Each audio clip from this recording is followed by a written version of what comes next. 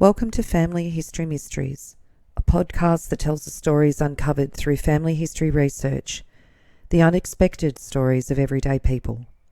I am an avid family historian who has been compiling my family tree for over 15 years, with nearly 20,000 people recorded in my trees. And please put a review on my podcast. That will certainly help in getting the word out there and creating more listenership. Episode 252, Christopher Bagot. In the Melbourne Age, on the 1st of January 1896, from London, it reported, old colonists will recollect Christopher Bagot, who in the 50s was regarded as one of the most successful squatters in the Riverina. He returned to the old country with a large fortune, met with an accident whilst hunting in Ireland, which made him a cripple for life, married a Miss Verna, the daughter of a baronet well known in Dublin society, and died leaving a singular will by which he strove to disinherit his wife, against whom he made certain allegations. However, she satisfied the court that her late husband was suffering from hallucinations, and after some litigation she inherited his property. Eventually she married in 1879 to Mr. Reginald Wynne Roberts, who seems to have treated her very badly, and a few days ago obtained a divorce from him on the grounds of adultery and cruelty. So who is Christopher Bagot, and how did he obtain such success in Australia as a squatter? Christopher Neville Bagot was the fourth son of Thomas Neville Bagot and his wife Ellen, who was the daughter of John Fallon of Roscommon Island. He was born in 1822 and was educated at Trinity College in Dublin. He was admitted in 1838. In 1844 he went to Australia. On the 30th of December 1846 in the Maitland Mercury and Hunter River General Advertiser. An accident, which we regret to say has been attended with loss of human life, occurred to a person named William Maurice, who was engaged by Mr. C. N. Bagot as a bullock driver in conducting a party overland from New South Wales. On the 8th of October, the party was encamped 50 miles eastward of the Darling. At 9 o'clock, Mr. Bagot with three of his men were getting their breakfast when they heard the report of a gun and a ball whizzed over their heads. The deceased was at a dray about 10 paces away from them and gave a scream and exclaimed, "Oh dear." Mr. Bagot went towards the dray and met him approaching. He said, "Oh, Mr. Bagot, I'm shot." He pulled up his shirt and looked at the wound, which was under the ribs, apparently produced by a ball, and came out under the left shoulder blade bone. In about a quarter of an hour after the deceased described the way in which the accident occurred, namely that the hammer of the gun was held by a cord, which tied the bed and blanket up, and in putting it out of his way it exploded. Mr. Bagot told him the wound was mortal, upon which the poor fellow gave directions as to the disposal of his property. He died at 10 o'clock that evening and was buried the next morning in the presence of the party. He seemed to do well with gold prospecting, and in 1854 was the owner of Perracuda Station near Moama. On the 6th of November 1855 in the Sydney Morning Herald, Christopher placed an ad in the paper saying he was based at the Prince of Wales Hotel in Melbourne, and he wanted fencers to contract to split, cart and put up on the Murray River near Maiden's Punt 43 miles of two-rail fencing. On the 14th of August 1856 in the Sydney Morning Herald, it says that it is understood that the extensive stations of Mr. C. N. Bagot on this river have recently changed owners. Their frontage to the river is about 35 miles and they contain 310,500 acres. The land is but lightly timbered and salt bush is abundantly scattered over the plains. The Jeffreys brothers have become proprietors of the stations on the south side of the river and Mr. George Macleay on the north side. And that's referring to his stations that were on the lower Murrumbidgee.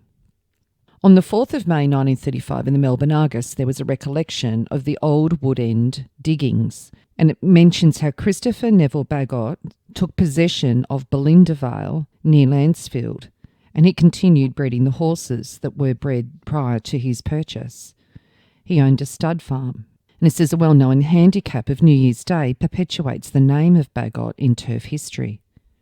On the 28th of May 1856 in the Sydney Morning Herald, it says the undermentioned stock and stations, the property of C. N. Bagot, will be sold by private contract in lots to suit purchasers, 6 stations and 7,000 first-rate cattle on the Lachlan River.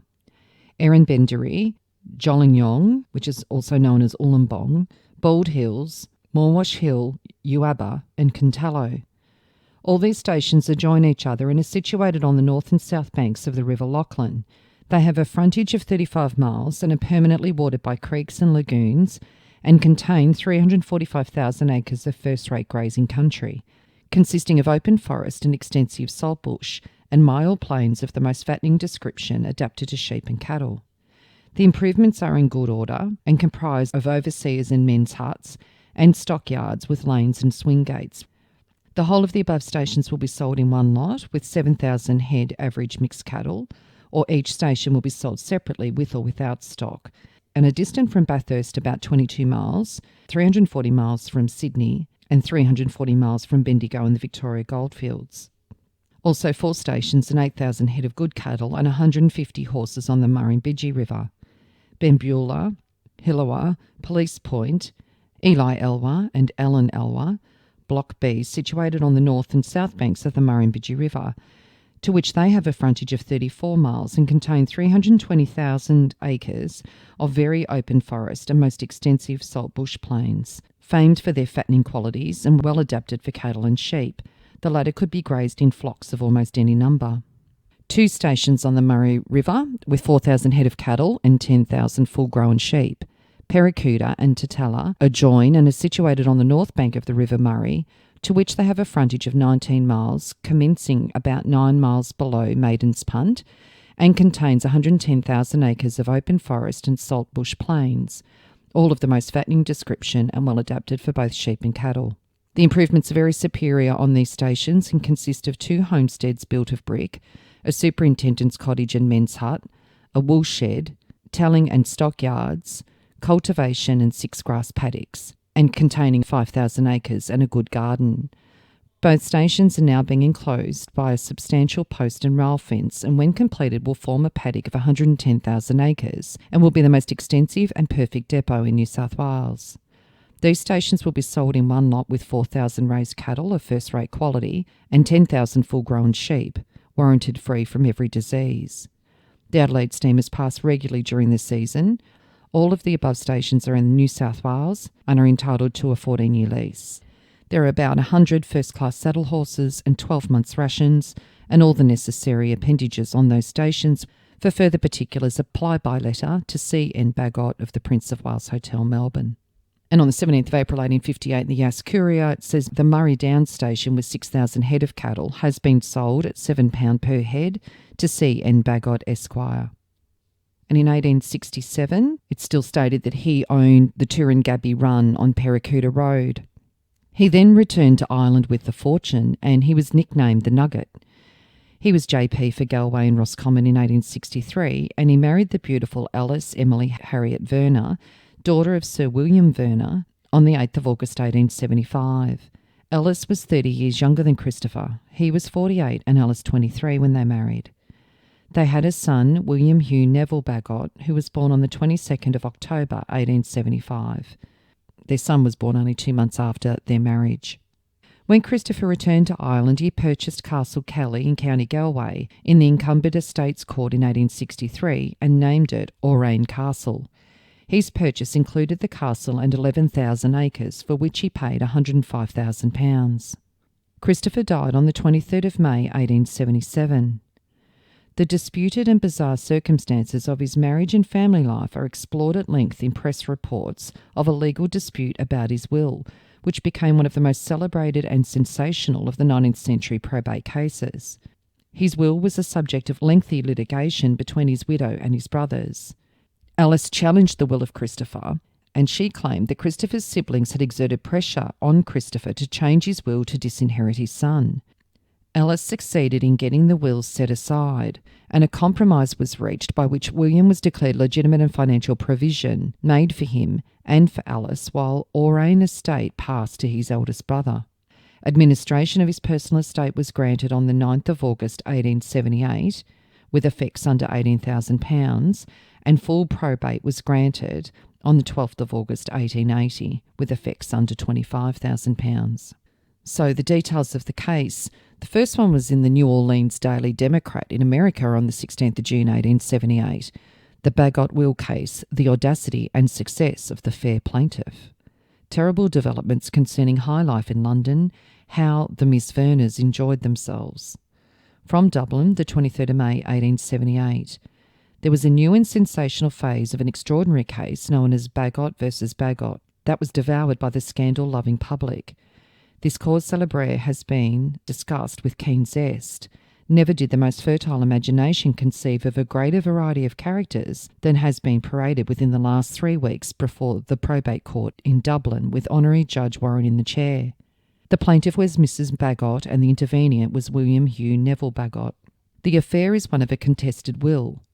The story is that younger sons in Ireland or England have but poor prospects compared to their fortunate elder brothers.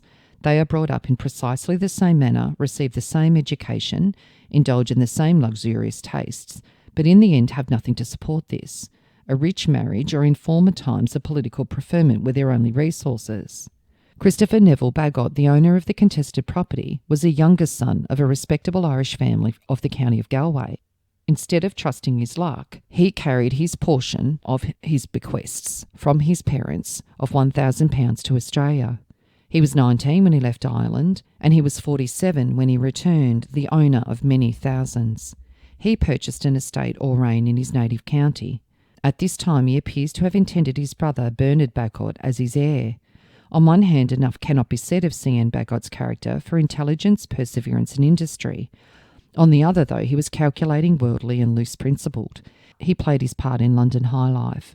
Whatever of amusement or luxury could be purchased, he procured. Sport, travel and excitement were his pastime until the check came. While hunting, he was thrown from his horse. The accident in time rendered him a cripple. He was a sufferer from locomotor ataxia, the disease that renders him completely helpless and has an ability to precisely control his own body movements. At a London dinner party, he met Miss Verner, the granddaughter of Lady Pakenham, in July 1873. She was assigned to a deaf old gentleman as his partner for the hour. She avoided this disagreeable position by requesting Mr. Bagot to take her down to dinner. The lady was young and beautiful and exercised her powers of fascination so well that Christopher Bagot offered her the same evening a superb horse, which she accepted and lodged in her brother's stables. Within a week, Mr. Bagot had proposed to Miss Verner. The marriage, however, did not take place because he asked her to wait until he should be better. Miss Verner says they married at the registry office shortly after they met, without the knowledge of her mother, brothers or sisters. The Verner family went on a continental tour, and Alice remained behind in London. She spent her whole time at the Alexandra with Mr. Bagot, without her mother suspecting marriage. All the world thought they were engaged. After a while, Alice followed her family to Nice, and Mr. Bagot follows her. A marriage notice appears in the Pall Mall Gazette announcing that Christopher Neville Bagot married Miss A.E. Verner on the 8th of August 1875, and on the 22nd of October, William Hugh Neville was born. Before William's birth, a will was made recognising him heir. The couple lived at Oakland Park near London before moving to Tunbridge Wells. They then moved to Anglesea Hotel in Kingstown. While Alice was on a visit to Chester with her sister, Christopher's brothers took him to live in Merville. In 1876, she summoned her brother-in-law John Bagot for the purpose of having him bound over to keep the peace upon using threats to her. She'd moved into Merville but claimed she was not allowed to see her husband. Christopher died on the 23rd of May 1877 at Oraine Castle. He'd left £25,000 in personal estate in Dublin, £18,000 in Galway, and he also had £45,000 of Melbourne and Hobson Bay Railway shares. Mrs. Bagot taxed Bernard Bagot regarding him maliciously slandering her in reference to her husband, of opening his will and using undue influence. She was charged with neglect of all wifely duties and a wilfulness in seeking her own pleasure quite startling. Races, theatres and dinner parties with army officers in Chester were her usual amusements. At one stage, the physician barred her from Christopher's room. She frustrated their plans by placing a ladder, mounting the window and smashing the glass. She entered Christopher's room and gave him a piece of her mind in language not the most select. She was removed by Bernard Bagot and a physician, but retaliated by swearing that they beat her black and blue. Mrs. Marr, the sister of the sick man, was sent for to take care of him. Her reception by Mrs. Bagot was not very gracious. Christopher left the estate of Oraine to Bernard Bagot with only a comparatively small provision for his wife and child. He assigned as a reason that he did not believe the child was his, and that the father was the son of a doctor at Nice, Dr. Crosby, and that he married Alice for protection. Other documentation said that the child may have been the offspring of William P. Boulder, a former captain in the Donegal militia. He utterly denied that a false marriage ever took place. He must have meant a registry marriage in this denial, for no trace of its record could be found, although sworn to by the lady and diligently sought for by the counsel on both sides. The only marriage appears to have been the one on the 8th of August 1875. By the conditions of the will, William Hugh Neville Bagot could never protest, because if he disputed the will, he was to lose his share of the property. Therefore, his mother battled for him. The testimony of her struggle were found on the pages of almost every prominent English journal of the day. The most telling evidence on both sides was given by the servants, the lady's maid and the gentleman's valet, the waiters at the hotel, and 35 witnesses examined for the defendants.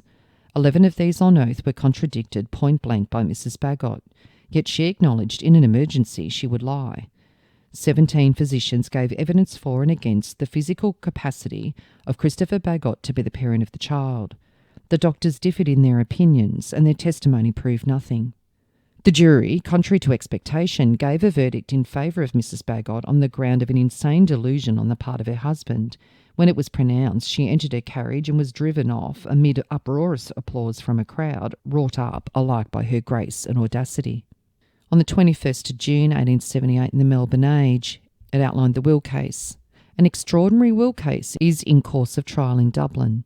Mrs. C. N. Bagot seeks to set aside the will of her husband on the grounds that at the time it was made he was unduly controlled by his brothers, to whom a bulk of his fortune was left. The defence is that Mrs. Bagot's conduct was such that her husband lost his affection for her. Mr. Bagot went to South Australia in 1844 and returned a wealthy man between 1860 and 1870. He purchased an estate in Galway, and he went through many adventures abroad, and after his return he was thrown from his horse whilst hunting in England and sustained an injury to his spine, which was the principal cause of him ultimately becoming paralysed from the hips. In London he lived at the Alexandra Hotel, and was known by the name of the Nugget in the fast society of Miss Verner and her family. The two Mrs. Verner and their friends sometimes paid him midnight visits at his hotel for the purpose of having a jovial supper, and some extraordinary letters were read to the court relating to these matters. A marriage between Miss Verner and Mr. Bagot was at length arranged, and Miss Verner, at his instance, she promised in writing to give up her fast and tipsy acquaintances and lovers and to overlook his shortcomings, and B on his part promised to devote his life to rendering her happy. She was but 22 at this time, and he was nearly 50 and broken down by paralysis. 10 weeks after the marriage, a son was born, in which Mr. Bagot declared not to be his. The bulk of his fortune was left to his brothers in succession in order to keep the name and estates of Bagot together, but an annuity was left to the child together with £10,000 when he should reach of age, and by deed of separation an annuity of £1,000 a year already been settled on his wife. Mr. Bernard W. Bagot, brother of the testator, deposed to conversations with the testator in which the latter stated that he would never have married, but that Mrs. Bagot professed the greatest love and affection for him, and that she used to spend 16 hours with him out of the 24 at the hotel, and that she said all she wanted was to take care of him and nurse him. He said he was afraid it was a rash act, as he'd heard that the Verners were a very irregular family. He said Lady Verner was a woman of desperately wicked passion, that she and her husband used to fight fiercely. She used to drink, and in her temper would tear the diamonds out of her hair and fling them onto the fire and break furniture, and that when her husband was dying, she took the family away and left him to die like a dog. That on one occasion, when he was dining there, a birthday dinner of Sir William, the present baronet, a fight arose between the gentlemen, and Lord Macdonald was knocked under the table. Lady Verner came downstairs. Sir William said he would throw his mother out the window if she did not leave the room.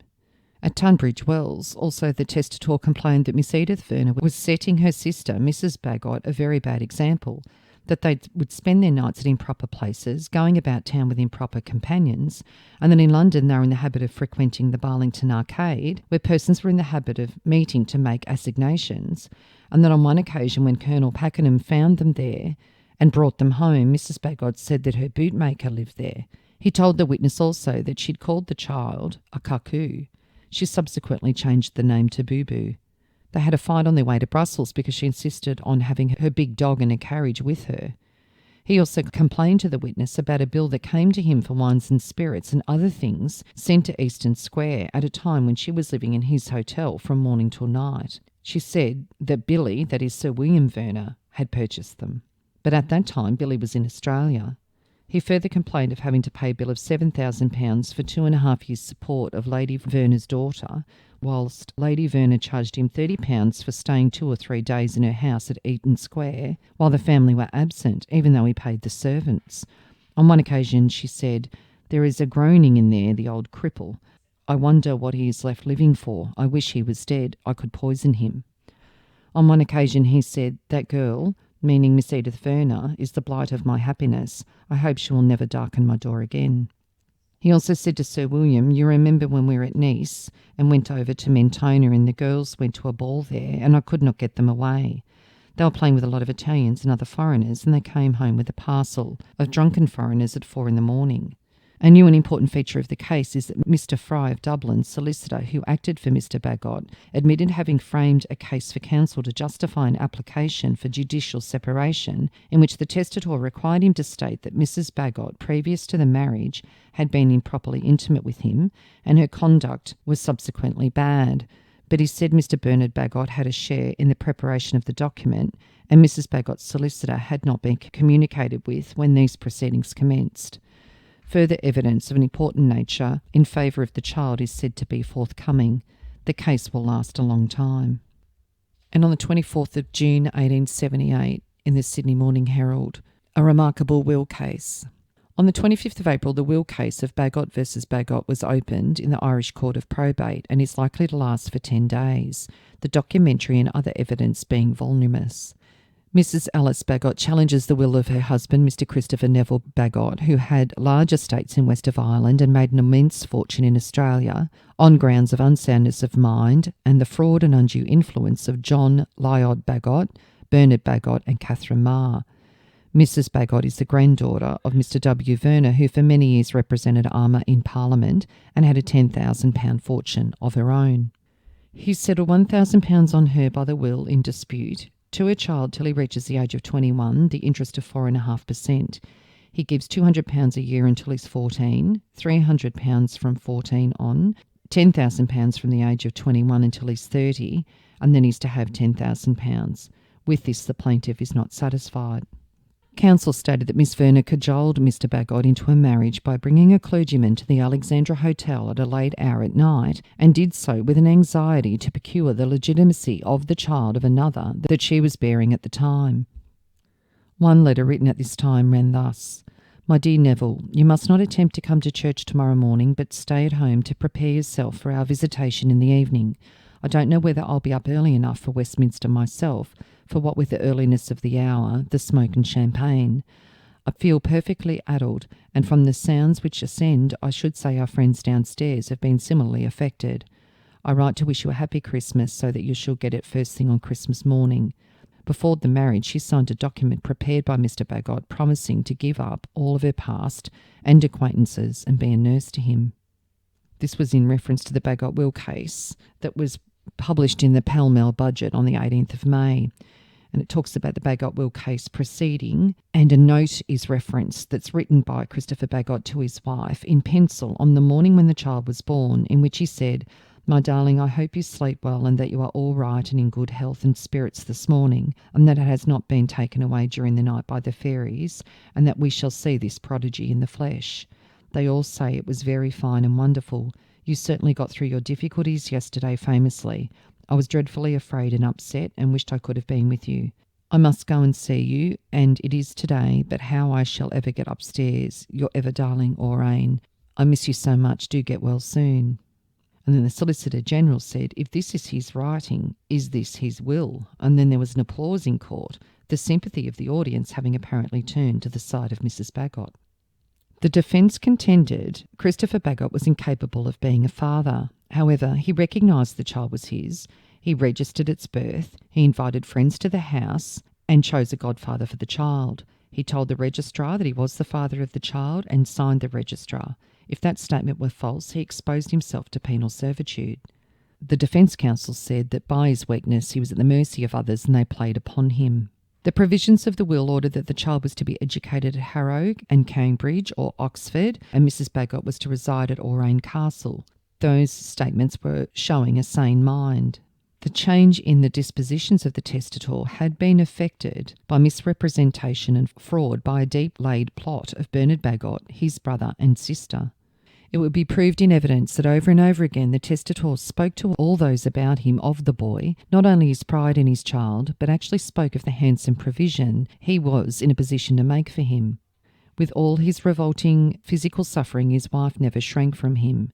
No waiter, no valet, no housemaid, no proprietor, not a single visitor or person who saw them during the whole of the time they were living together in London was called to prove that there was a particle of foundation in the fact for the statements as to her conduct that her husband had put down under his own hand as having been the motive of his separation from her. They could not call a soul to prove a particle or shadow of foundation for the whole case they made for the separation of this woman from her husband. The Solicitor General alleged that Mrs. Bagot never knew of the project of the separation until she received a letter from her solicitor, and when she entered her husband's room to ask him what it meant, she was forcibly thrust out by Bernard and John Bagot, who locked the door. She then accessed his room by ladder. Mrs. Bagot, who the reporters describe as a delicate lady, dressed in deep mourning, was put in the witness box.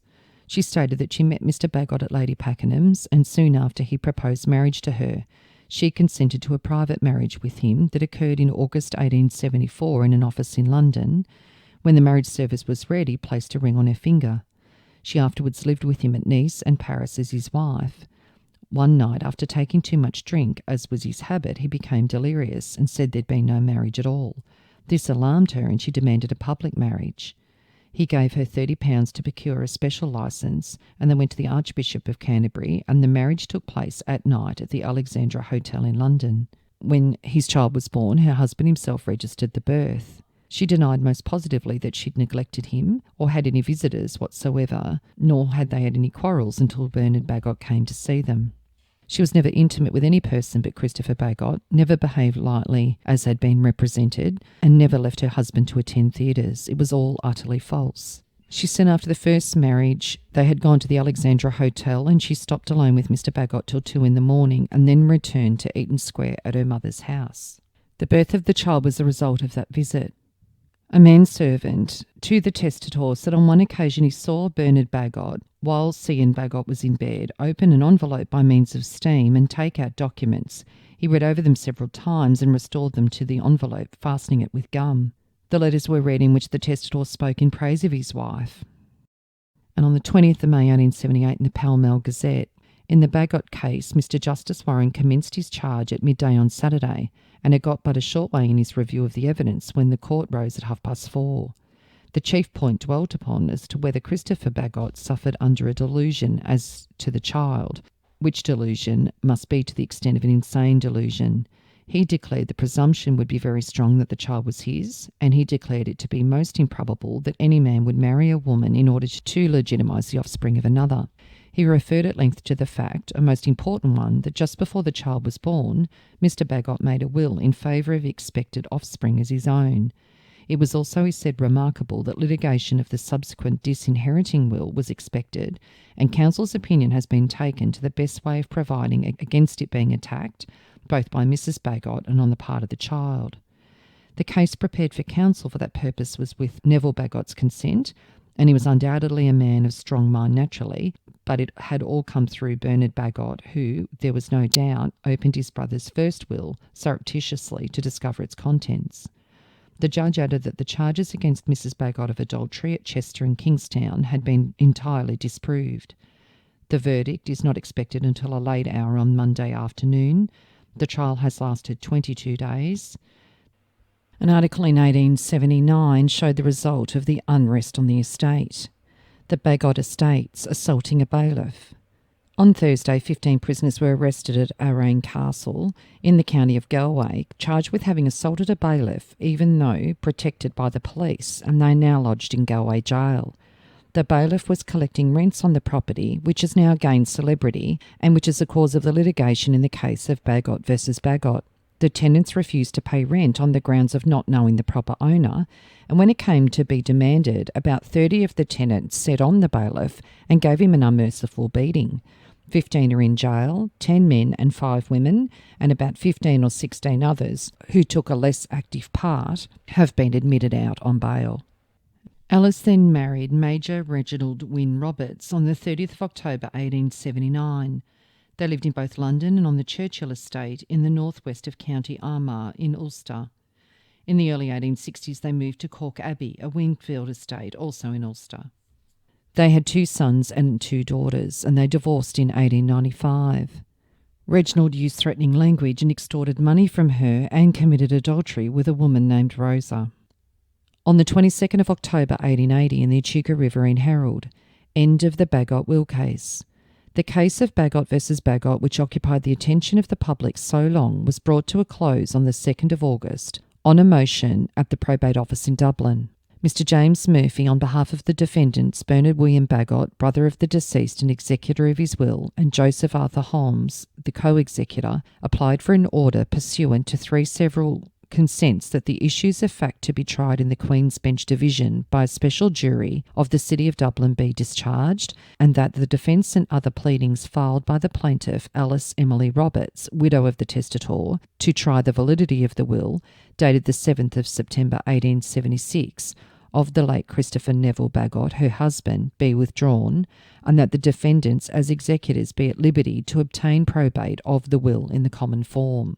They further sought an order that upon such grant of administration, Mr. George Morris of Well Park, County of Galway, who'd been appointed administrator of the personal estate, should be discharged as an administrator, and the security entered into by himself and his brother. Mr. Morris handed over to them the lease of the house and Orain, executed to John Lloyd Neville Bagot, and the keys of the books and presses there, and also 6 cases of plate deposited by him at the Provincial Bank in Dublin. It was also sought to discharge the receiver, Mr. Joseph Arthur Holmes, one of the defendants, without accounting his security bonds be cancelled. So on the 21st of October 1881 in the Geelong Advertiser, it stated that probate was granted today to the colonial property valued at £60,000 of Christopher Neville Bagot, about whose affairs so much litigation has recently taken place at home. So there was an appeal put in for the probate of the Australian money, and that was £60,000 worth of shares that the testator held at the time of his death in the Melbourne and Hobsons Bay Railway. And it said that they're not subject to duty, and the probate was granted by Mr. Justice Molesworth to the executor Bernard William Bagot, an Irish barrister who'd come out to the colony expressly for the purpose. Alice died on the 9th of July 1908 in Torquay, Devon, England, aged 56. Their son William Hugh Neville Bagot, who was born on the 22nd of October 1875, was listed as a second lieutenant in the 1st of March 1895 in the London Gazette. William married Louise Kaufman in 1909 at St Marylebone in London, when he was 34 and Louise 30. They had 3 children and lived at Haute de Mont, La Hall, Jersey in the Channel Islands. Hugh did receive some proceeds from his aunt's will. Alice's sister Edith, who was Edith Thistlethwaite, died on the 25th of December 1940 at the Earl's Court Hotel in Tunbridge Wells, Kent. She'd had no children. Her will was proven on the 21st of March 1941, and it totalled nearly £92,000. It went to Henry Charles Verner, Major in the HM Army, Hugh Neville Bagot, Barrister at Law, and the Honorary Thomas Henry Frederick Edgerton, a banker. William died on the 15th of February 1960 at the age of 84. Their first child, Mary Ida Edith Bagot, was born on the 6th of April 1910. In 1930 she lived in Sydney, and by 1929 was back in England and working as a secretary. She did not marry and died on the 10th of February 1990 at Chichester, West Sussex, England, aged 79. Their second child, Geoffrey Hugh Le Despencer Neville Bagot, was born in October 1912 at Steyning, Sussex, England. He married Sheila Maud Nicholl Smith at Westminster in January 1946 when they were both 33, and they had no children. Geoffrey died at Pimlico, London on the 10th of December 1982 at the age of 70. Their third child, Cynthia Louise Neville Bagot, was born on the 22nd of February 1914. She married Major Anthony Crawley Beevy, who served in World War II. They had one daughter, Susan Elizabeth Mary Crawley Beevy, on the 17th of August 1951. Cynthia and Anthony were divorced in 1957, and Cynthia died on the 11th of March 1988 at Steyning, West Sussex, at the age of 74. Her daughter Susan married Dr. Peter Lawrence Stanley Hard in 1980. They lived at Pulborough, Sussex, England, and had 2 children, Georgina Susan Hard in 1981 and Emily Alice Hard in 1984, who are the only descendants of Christopher Bagot. If you are interested in sharing your story on my podcast, Family History Mysteries, please go to my Facebook page and send me a message. If you would like some assistance in filling in the gaps in your family tree to see what mysteries you solve, please get in touch. And don't forget, you can have early access to episodes by subscribing, and you'll also gain access to bonus episodes.